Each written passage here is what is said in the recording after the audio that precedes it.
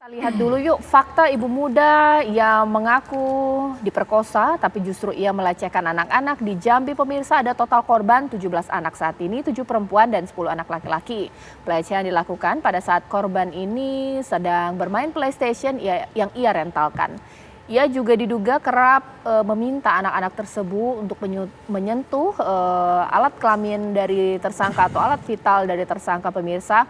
Dan para korban akhirnya melapor bahwa pelaku ini memang memaksa mereka untuk melakukan pelecehan seksual. Ya, pelaku memiliki kecenderungan perilaku menyimpang, diduga ini karena kerap melukai diri sendiri. Mungkin saya ke Mas Jasra, benarkah bahwa memang ada keterangan dari suami bahwa tersangka ini memang pernah menyakiti dirinya dengan menyayat dirinya sendiri? Begitukah temuan KPAI?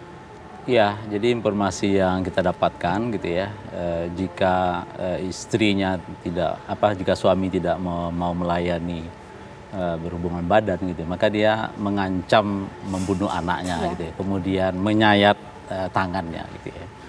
Jadi saya kira ini memang betul-betul pelaku pedofilia gitu ya, yang dengan korban sebegitu banyak gitu.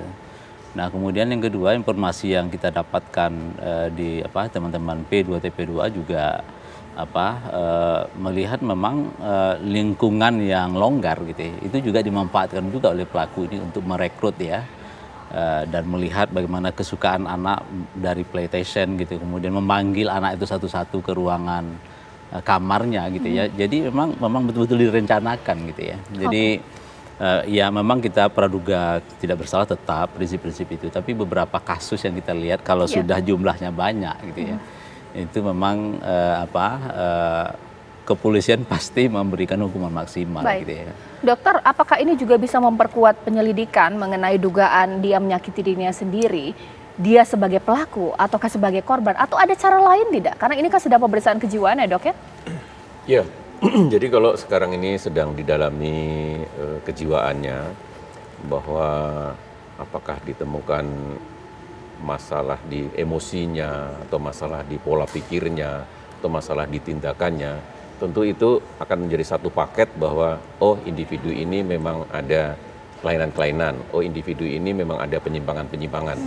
Tapi kalau tadi dikaitkan bahwa ini dari sisi hukumnya, bahwa tentu dihubungkan dengan kelainan jiwa berat biasanya. Kelainan jiwa berat itu pola pikirnya atau kognitifnya ada satu gangguan yang tidak mampu berpikir ke depan, tidak mengetahui bahwa ada yang salah dan benar dengan dirinya, tidak bisa berpikir bahwa apa tindakannya itu akan mendapat hukuman, tindakan ini akan mencelakakan dirinya, bahwa yang dilakukan itu biasanya spontan dan tidak berulang.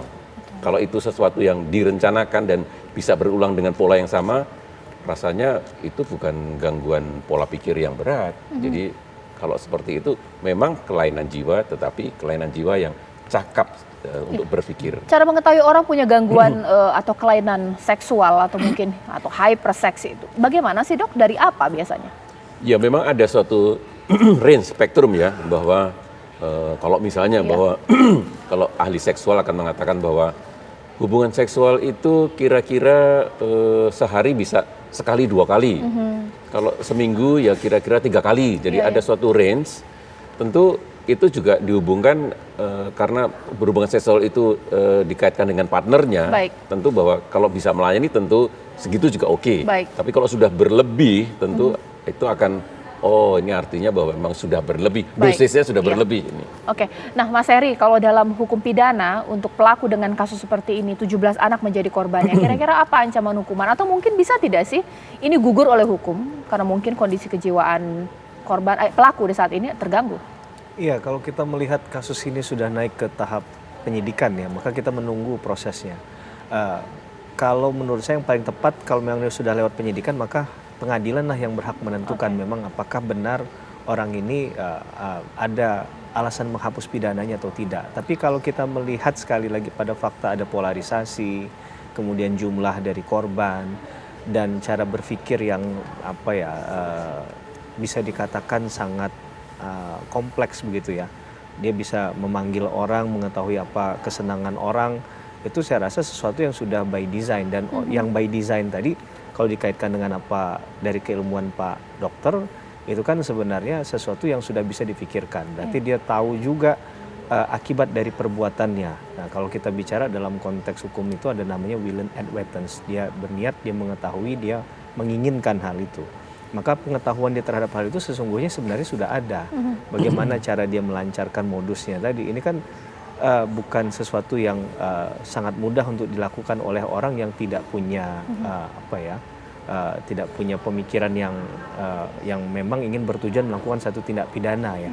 Walaupun dia mungkin beranggapan ya saya nggak tahu ada undang-undang itu, tapi dalam konteks ini kan bahwa ini perlindungan hukum bagi anak itu menurut saya sudah sangat gencar dilakukan pemerintah. Bahkan kalau kita lihat di Undang-Undang Perlindungan Anak sendiri dari tahun 2002 Mbak Caca, bahkan diperbarui terus karena melihat mungkin dari signifikansi kasus-kasus terhadap anak ini semakin hari semakin meningkat dan semakin kompleks. Kompleksnya apa? Tidak hanya melihat dari satu orang pelaku yang bisa menghasilkan belasan mungkin puluhan korban saja, tapi kemudian levelnya itu semakin mengkhawatirkan. Dulu yang mungkin range-nya korban itu mungkin 15 tahun atau 15 tahun ke bawah sampai ke 12 tahun, sekarang bisa di bawah itu. Nah, ini kan masa depan seorang anak dipertaruhkan di sana dan negara harus hadir menurut saya.